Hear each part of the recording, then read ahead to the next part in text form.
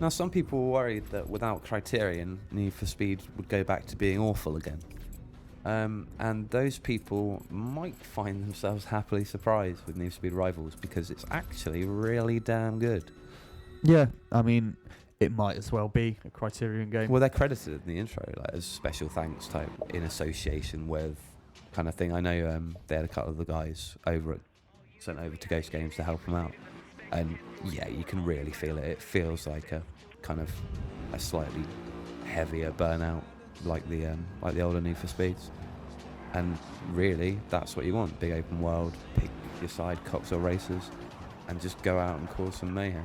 Yeah, it's really good. It's kind of a mini MMO, so an MO, if you will, in that there are always 6 people in the world at any one time. You can choose to play in a private game or to play offline if you want, but it will default to playing online. Yeah. So there's 6 other people in the world, and they're just doing their own thing. You know, you're all going around doing your own missions.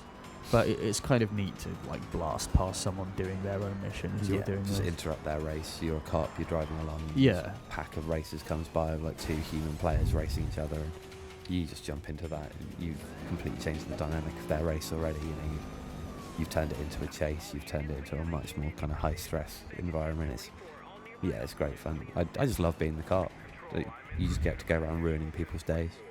I don't know. I enjoy both. It's certainly a lot more difficult being a racer, at least to begin with, because you'll finish a race, your car will be almost destroyed, and you've still got to lose the cops. Yeah, and get back to your hideout and bank your points, otherwise you get nothing for all your hard work. Yeah, the only downside to this game is that you can't pause it, and obviously MMO players will be like, well, no, duh, of course you can't pause it. But yeah, it still feels a little bit kind of unfamiliar in a racing game. Yeah. Otherwise, it's great. It looks fantastic.